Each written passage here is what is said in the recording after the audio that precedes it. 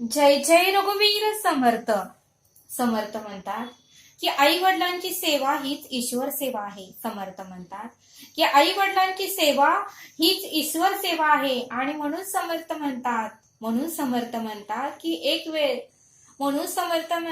एक वेळ माझी सेवा करू नका, एक वेळ माझी सेवा करू नका, पण आई वडिलांना दुखवू नका, त्यांना आनंद द्या आणि त्यांची सेवा करा, असं समर्थ आपल्याला ते सांगतात. आणि म्हणून समर्थ म्हणतात की जो आई वडिलांना दुःख देतो, जो आई वडिलांना त्रास देतो आणि जो आई वडिलांच्या डोळ्यात अश्रू आणतो, तो कधीही आयुष्यामध्ये सुखी राहतच नाही. आणि म्हणूनच समर्थ म्हणतात की आई वडिलांची तुम्ही सेवा करा, असं समर्थांनी आपल्याला इथे सांगितलं. समर्थ म्हणतात की परब्रह्म परमेश्वर आपण मंदिरात शोधायला जातो, परब्रह्म परमेश्वर आपण मंदिरात शोधायला जातो, पण समर्थ म्हणतात की परब्रह्म परमेश्वर तो आपल्या आई वडिलांच्या हृदयातच आहे. परब्रह्म परमेश्वर तो आपल्या आई वडिलांच्या हृदयातच आहे. आणि म्हणूनच समर्थ म्हणतात की रोज आपल्याला आपल्या आई वडिलांच्या चरणाचं दर्शन घेता आलं पाहिजे. रोज त्यांना सकाळी संध्याकाळी आपण त्यांचे आशीर्वाद घेता आलं पाहिजे. आणि त्यांचा आशीर्वाद हाच ईश्वराचा आशीर्वाद आहे, असं समर्थ आपल्याला इथे सांगतात. आणि म्हणूनच समर्थ म्हणतात की आई वडिलांची सेवा हीच ईश्वर सेवा आहे. एक वेळ तू माझी पूजा करू नको, एक वेळ तू माझ्या दर्शनासाठी मंदिरात येऊ नको, पण मात्र तू आई वडिलांची सेवा कर, त्यांचं दर्शन घे, त्यांना दुःख देऊ नको, त्यांना जे हवं आहे ते पहा आणि त्यांची उत्तमाची तू मनापासून सेवा कर. बघ म्हटले प्रचिती घे, तुला कधीही काहीही कमी पडणार नाही, असं समर्थ आपल्याला इथे सांगतात. आणि म्हणूनच समर्थ म्हणतात की कार्तिक आणि श्री गणेश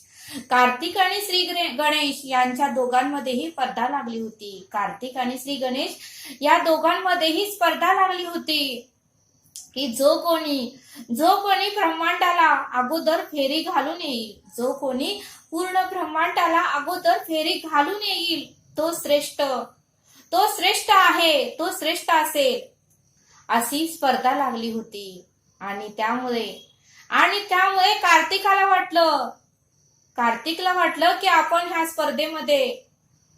स्पर्धेमध्ये पहिलं यायचं. यामुळे कार्तिकने कोणत्याही प्रकारचा विचार केला नाही आणि कार्तिक मात्र ब्रह्मांडाला फेरी मारण्यासाठी निघून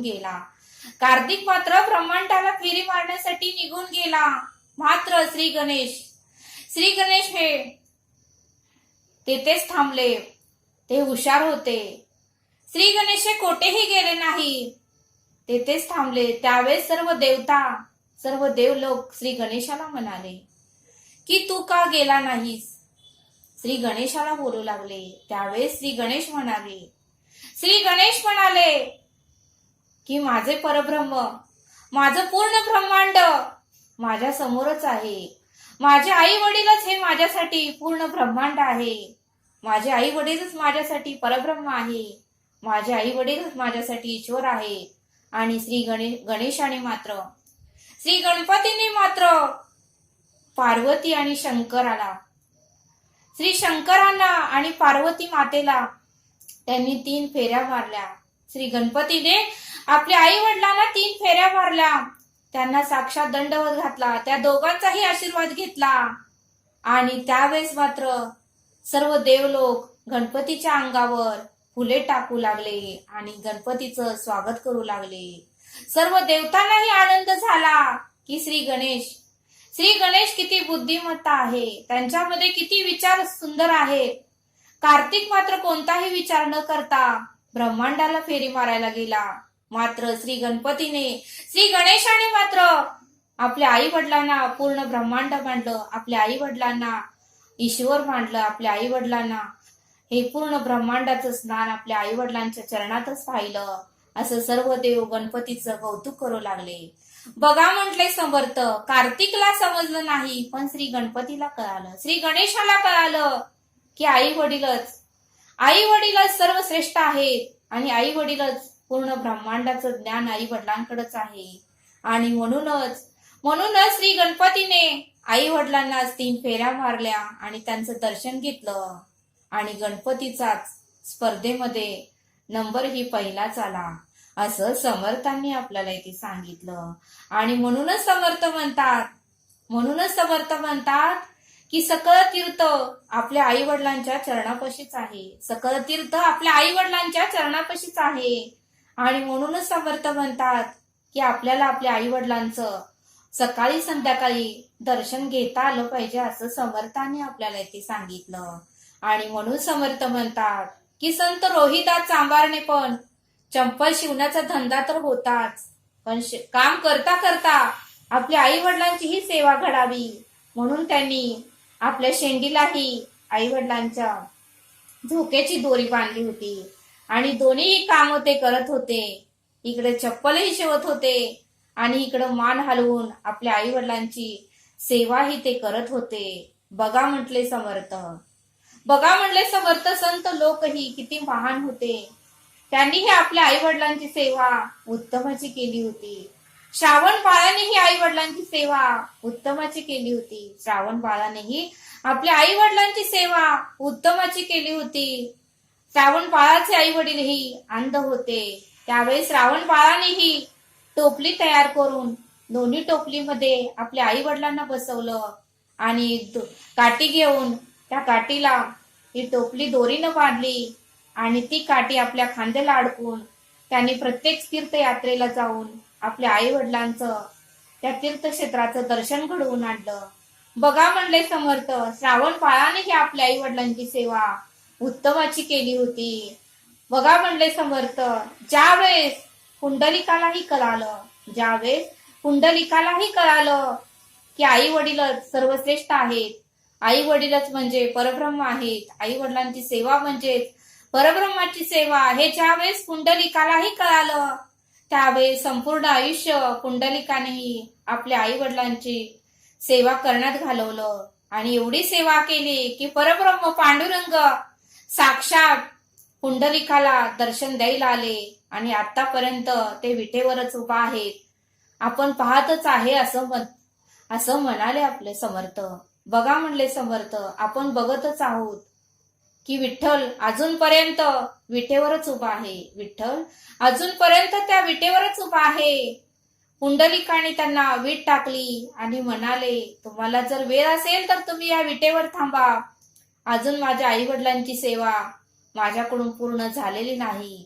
आणि त्यावेळेस मात्र पांडुरंग विठ्ठल त्या विटेवर तसेच उभा राहिले आणि पुंडलिक आई वडिलांची सेवा करत राहिला. आणि म्हणून समर्थ म्हणतात की घरामध्ये आई वडील असताना आपण मंदिरामध्ये जाऊन देवाचा शोध घेतो, असं समर्थ आपल्याला इथे सांगतात. आणि म्हणून समर्थ म्हणतात की ज्यांनी बोट पकडून चालायला शिकवलं त्यांना कधीही विसरू नका. ज्यांनी तर हाताच्या पोडाप्रमाणे आपल्याला जपलं, ज्यांनी एक टाइम उपाशी राहिले आणि आपल्याला वाढवलं, आपल्या सर्व इच्छा आकांक्षा पूर्ण केल्या, त्या आई वडिलांना कधीही विसरू नका, असं समर्थ आपल्याला इथे सांगतात. समर्थ म्हणतात की दिवसातला थोडा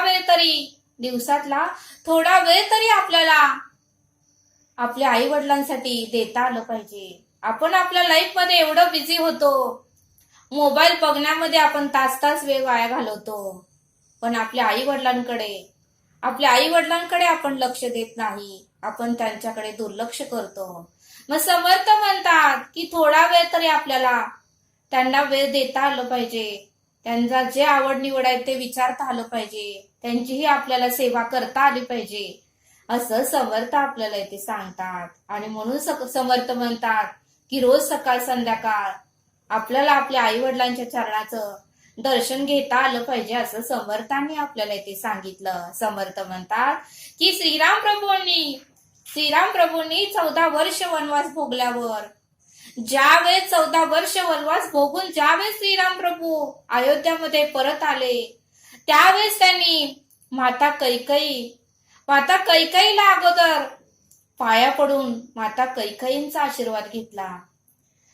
अगोदर येऊन त्यांनी कैकेयी मातेचेच दर्शन अगोदर घेतलं.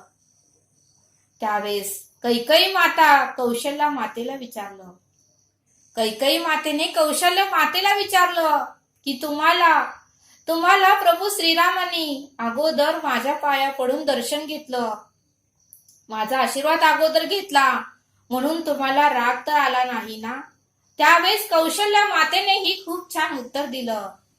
कौशल्या मातेही म्हणाली की कैकेयी, तुझ्यामुळे तर माझा राम पूर्ण जगाला कळाला, तुझ्याचमुळे तर माझा राम पूर्ण जगाला कळाला, पूर्ण जग माझ्या रामाला ओळखू लागलं, असं कौशल्या मातेनेही कैकेयी मातेला उत्तर दिलं.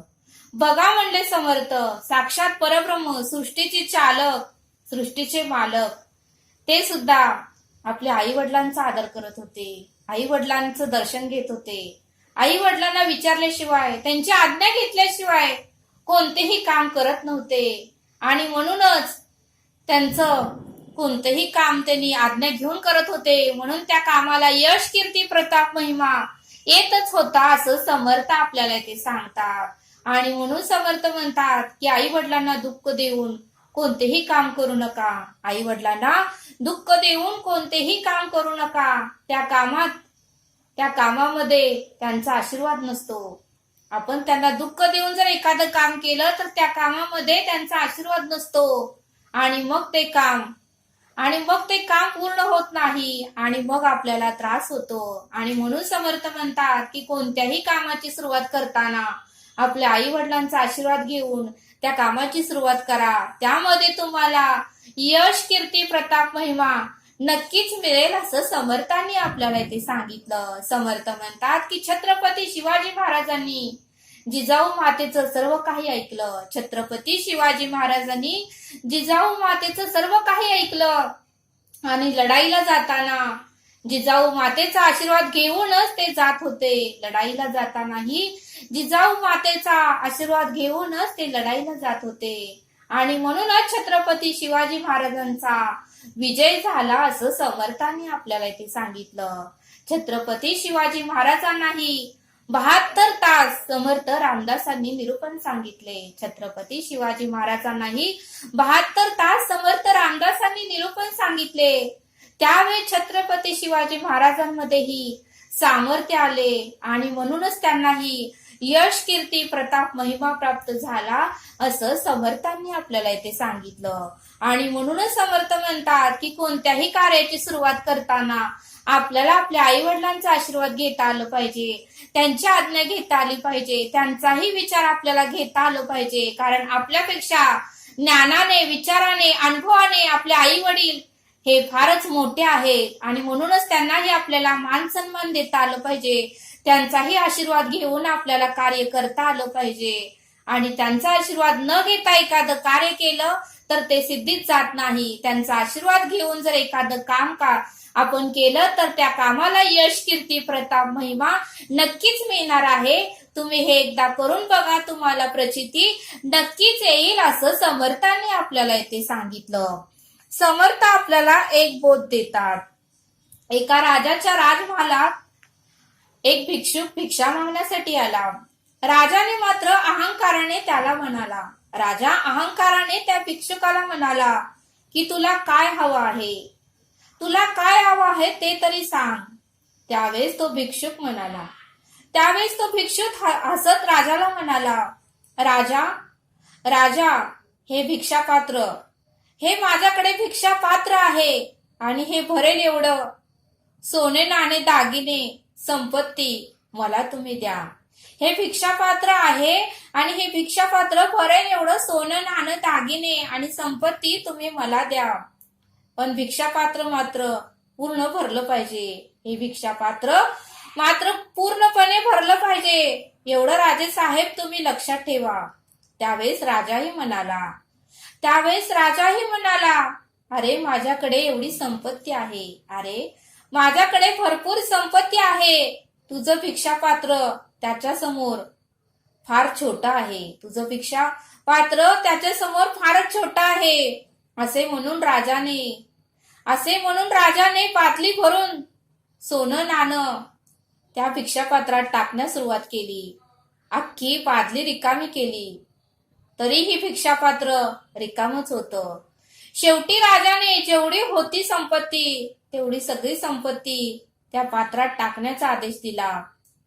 पण तेवढं सगळं संपत्ती टाकूनही ते भिक्षापात्र भरलेच नाही. तो भिक्षापात्र कधीच भरलं नाही.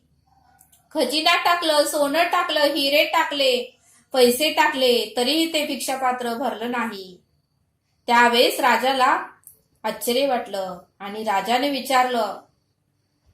विचारलं की असं काय आहे या भिक्षापात्रात की एवढं मी संपत्ती टाकली तरी ते भरलं नाही.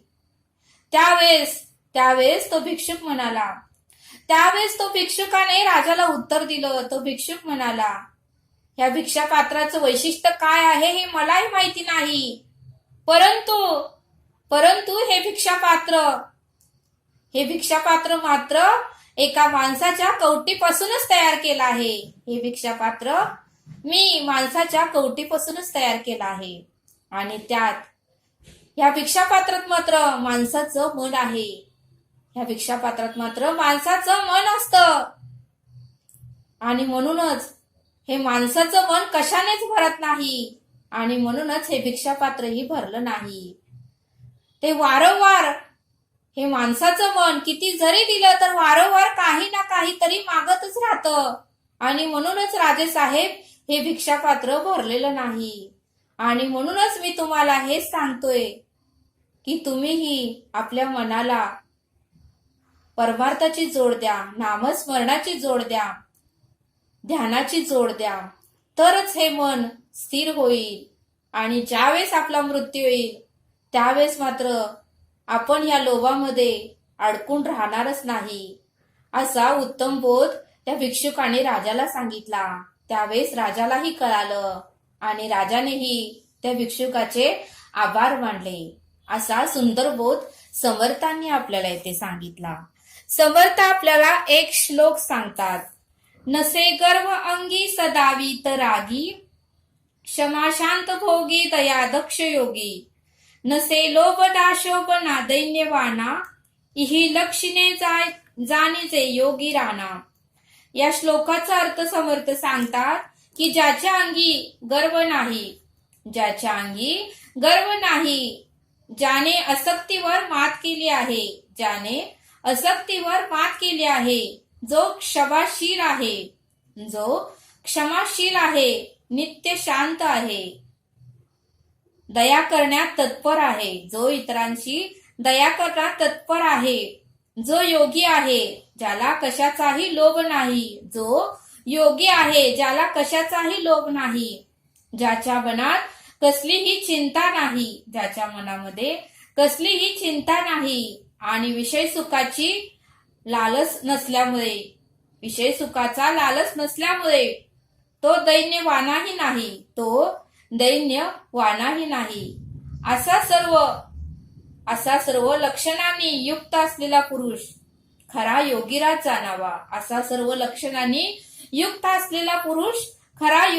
जाणावा. असा या श्लोकाचा अर्थ समर्थांनी आपल्याला येथे समजावून सांगितला. तरी आता आपण येथेच थांबूया. भेटूया पुढील भागात. हा व्हिडिओ आवडल्यास सबस्क्राईब करा. धन्यवाद. जय सद्गुरू.